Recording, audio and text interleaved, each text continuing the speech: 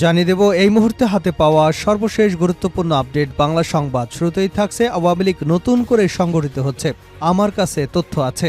Liberal Democratic পার্টির president colonel অবসরপ্রাপ্ত অলি আহমেদ বলেছেন, আওয়ামী লীগ নতুন করে সংগঠিত হচ্ছে। কে সংগঠিত করছে, কে দায়িত্ব নিয়েছে, কোথায়, কখন এবং কোন বাসায় তিনি আছেন সে তথ্য আমার কাছে আছে। আজ বৃহস্পতিবার রাজধানীর মগবাজারে এলডিপির কার্যালয়ে আয়োজিত এক সংবাদ সম্মেলনে এসব কথা বলেন তিনি।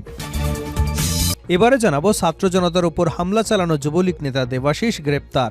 জুলাই আগস্টে বৈষম্য বিরোধী ছাত্র জনতার আন্দোলনে হামলার নেতৃত্ব দেওয়া চট্টগ্রাম মহানগর আওয়ামী যুবলীগ নেতা দেবাশিস পাল দেবকে গ্রেপ্তার করেছে পুলিশ। বৃহস্পতিবার দুপুর 2টার দিকে নগরীর বন্দর থানাধীন মাইলের মাথা এলাকা থেকে তাকে গ্রেপ্তার করা হয়। জানাবো, মিথ্যা তথ্য ছড়ানোর জন্য তাদের মুখেই চুনকালি পড়বে ভারত প্রসঙ্গে স্বরাষ্ট্র উপদেষ্টা। বাংলাদেশ ও ভারতের সম্পর্কে কোনো উদ্বেগজনক পরিস্থিতি নেই বলে মন্তব্য করেছেন স্বরাষ্ট্র উপদেষ্টা লেফটেন্যান্ট জেনারেল অবসরপ্রাপ্ত মোহাম্মদ জাহাঙ্গীর আলম চৌধুরী। তিনি বলেন, ওরা বাকযুদ্ধ করে যাচ্ছে, আমরা সত্য ঘটনা প্রকাশের মাধ্যমে এর প্রতিবাদ করে যাব। এই মিথ্যা তথ্য ছড়ানোর জন্য একসময় ওদের মুখেই চুনকালি পড়বে, বিশ্ব মিডিয়া এসব গ্রহণ করবে না। এদিকে অর্থ পাচার করে বাংলাদেশের অর্থনীতিকে ফতুর করা হয়েছে নিউ ইয়র্ক টাইমসের প্রতিবেদন। বাংলাদেশ ব্যাংকের গভর্নর আহসান এইচ মনসুরের হিসাবে শেখ হাসিনা গত 15 বছরের শাসন আমলে কেবল আর্থিক খাত থেকেই 17 বিলিয়ন বা 1700 কোটি ডলারের সমপরিমাণ অর্থ পাচার করেছে। তবে অন্য অর্থনীতিবিদদের হিসাবে হাসিনার শাসনামলে বাংলাদেশ থেকে যে পরিমাণ অর্থ পাচার হয়েছে তা 30 বিলিয়ন বা 3000 কোটি ডলারের বেশি হতে পারে। এবারে থাকছে স্ত্রীর ভারতীয় শাড়ি বর্জন, রিজভির পুড়িয়ে ফেলেন নেতাকর্মীরা। বাংলাদেশের জাতীয় পতাকা অবমাননা এবং আগরতলায় সহকারী হাইকমিশনে হামলার প্রতিবাদে ভারতীয় পণ্য বর্জনের আহ্বান জানিয়েছেন বিএনপির সিনিয়র যুগ্ম মহাসচিব রুহুল কবির রিজভী। জাতীয় প্রেস ক্লাবের সামনে এক অনুষ্ঠানে রিজভী নিজের স্ত্রী আঞ্জুমান আরা বেগমের দেওয়া ভারতীয় শাড়ি নিজের হাতে ছুঁড়ে ফেলে দেন অনুষ্ঠানস্থলে। পরে নেতাকর্মীরা সেই শাড়িতে আগুন ধরিয়ে দেয়। এবং সর্বশেষ জানাবো আন্তর্জাতিক সংবাদ। নেতানিয়াহু দুর্নীতিতে দোষী, জানালেন ইসরায়েলি তদন্ত কর্মকর্তা। ইসরায়েলের প্রধানমন্ত্রী বেনিয়ামিন নেতানিয়াহু নিশ্চিতভাবে দুর্নীতিতে দোষী বলে জানিয়েছেন দেশটির একজন সাবেক তদন্ত কর্মকর্তা। এলি আসায়েক নামের নেতানিয়াহুর বিরুদ্ধে দুর্নীতির অভিযোগ তদন্তে নেতৃত্ব নেওয়া হয় সাবেক এই পুলিশ কর্মকর্তাকে। তিনি জানিয়েছেন, তিনি নিশ্চিত প্রধানমন্ত্রী বেঞ্জামিন নেতানিয়াহু দোষী। এতক্ষণ শিরোনাম শুনছিলেন, এবার বিস্তারিত। প্রিয় দর্শক, আপনি যদি এই চ্যানেলে নতুন হয়ে থাকেন, ভিডিওটি দেখতে দেখতে চ্যানেলটি সাবস্ক্রাইব করে আমাদের সঙ্গে থাকুন। আর এই ভিডিও সম্পর্কে আপনি আপনার মূল্যবান মতামতটি কমেন্ট বক্সে জানিয়ে দিন। আর হ্যাঁ প্রিয় দর্শক, জানিয়ে দিন ভিডিওটি কোথা থেকে দেখছেন।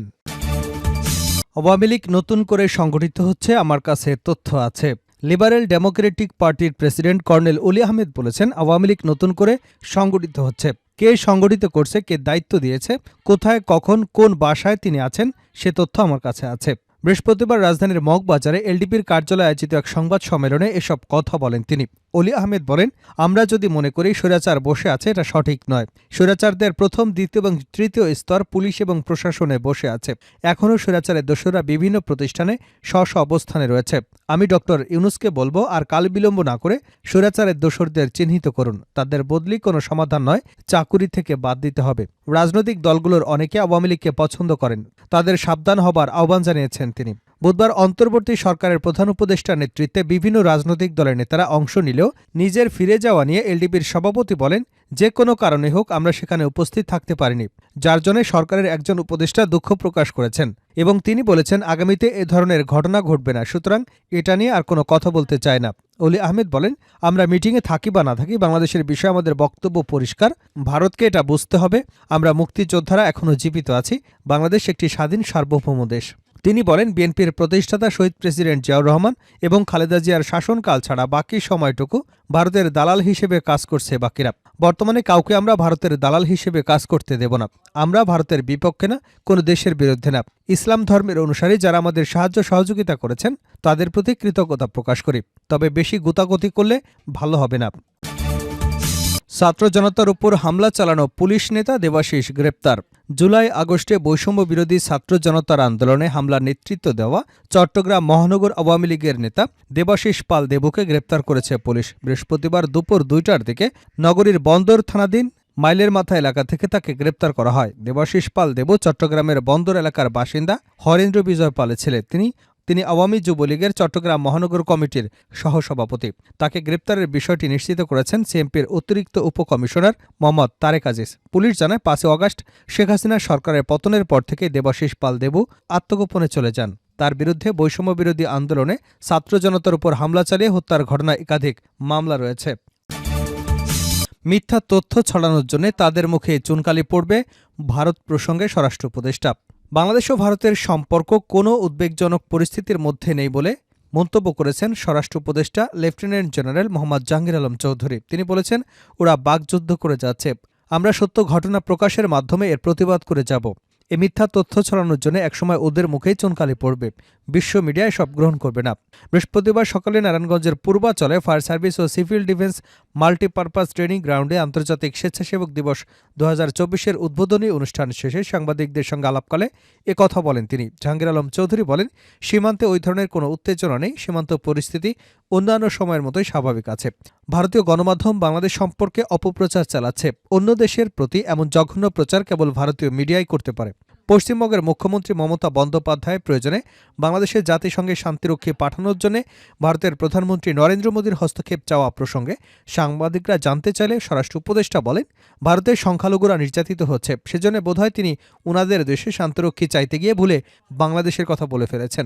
সরকার যে জাতীয় ঐক্যের ডাক দিয়েছে, এর মাধ্যমে দেশের সামগ্রিক পরিস্থিতির উন্নয়ন হবে বলে আশা প্রকাশ করেন স্বরাষ্ট্র উপদেষ্টা।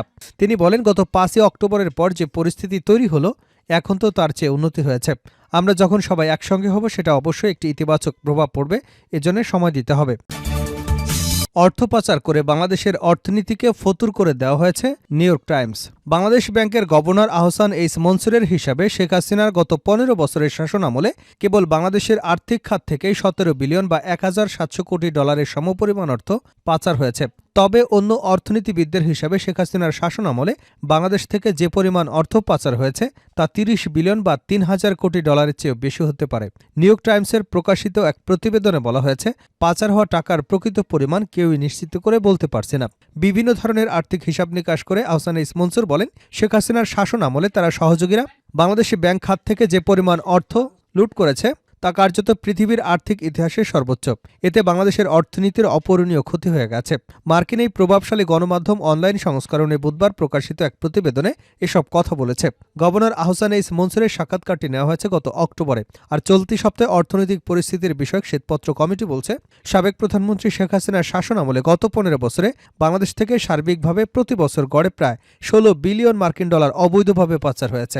Ahsan H Mansur New York টাইমসকে বলেন, সর্বোচ্চ রাজনৈতিক কর্তৃপক্ষ বুঝতে পেরেছিল লুটপাট করার জন্য সবচেয়ে ভালো জায়গা হচ্ছে ব্যাংক। এই প্রক্রিয়ায় বাংলাদেশের ব্যাংকগুলো শত শত কোটি ডলার সমপরিমাণ অর্থ বিভিন্ন কোম্পানির নামে ঋণ দিয়েছে, যে কোম্পানিগুলোর অনেকগুলোরই আদতে কোনো অস্তিত্বই নেই। এই টাকা কখনো সম্ভবত ব্যাংকে আর ফিরে আসবে না। এই অর্থের একটি বড় অংশ দেশ থেকে অবৈধভাবে সরিয়ে ফেলা হয়েছে। কেন্দ্রীয় ব্যাংকের গভর্নর হবার আগে ২৭ বছর আন্তর্জাতিক মুদ্রা তহবিলে কাজ করেছেন আহসান এইচ মনসুর। তিনি বলেন, ব্যাংকের পুরো পরিচালনা পর্ষদ হাইজ্যাক করা হয়েছিল। তার ভাষ্য, বিশ্বের অন্য কোনো দেশে সরকারের সর্বোচ্চ কর্তৃপক্ষ এভাবে গুন্ডা মাস্তানদের সহযোগিতায় পুরো ব্যাংক খাত এমন পদ্ধতিগতভাবে ডাকাতি করেছে, এমন ঘটনা তিনি আর কোথাও শোনেননি। সংবাদে বলা হয়েছে, ৫ই আগস্ট শেখ হাসিনার সরকারের পতনের পর বাংলাদেশ এখনও রাজনৈতিক প্রতিহিংসার পালা চলছে, গণসহিংসতাও দেখা গেছে।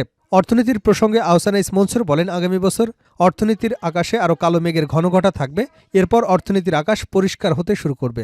শেখ হাসিনা পালিয়ে ভারতে গেছেন, তার ভাগ্যে কি আছে তা এখনও পরিষ্কার নয়। বাংলাদেশের অন্তর্বর্তী সরকার বলছে, তাকে ভারত থেকে ফিরিয়ে আনবার চেষ্টা করা হবে। এর মধ্যে শেখ হাসিনার অন্যতম সহযোগী সাবেক সংসদ সদস্য সাইফুজ্জামান চৌধুরীর বিরুদ্ধে অর্থ পাচারের তদন্ত হচ্ছে বলে জানিয়েছে Bangladesh financial intelligence unit. Saifuzzaman চৌধুরীর বিরুদ্ধে এখনও অভিযোগ গঠন করা হয়নি।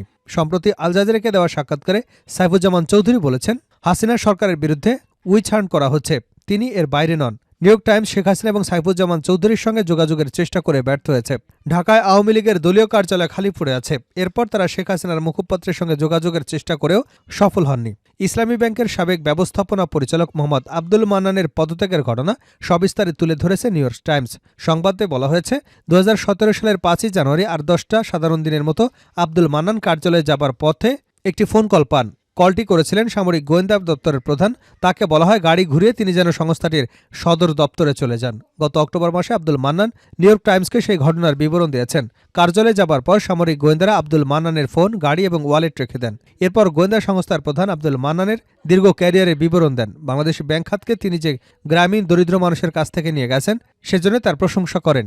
আব্দুল মান্নান ভেবেছিলেন তার সময়টা বোধহয় বৃথা যাচ্ছে। এরপরই তাকে ইসলামী ব্যাংক থেকে পদত্যাগের চিঠিতে সই করতে বলা হয়। গোয়েন্দা সংস্থার প্রধান তাকে বলেন, এই আদেশ দেশের সর্বোচ্চ কর্তৃপক্ষের কাছ থেকে এসেছে, অর্থাৎ তৎকালীন প্রধানমন্ত্রী শেখ হাসিনা তাকে পদত্যাগের নির্দেশ দিয়েছেন।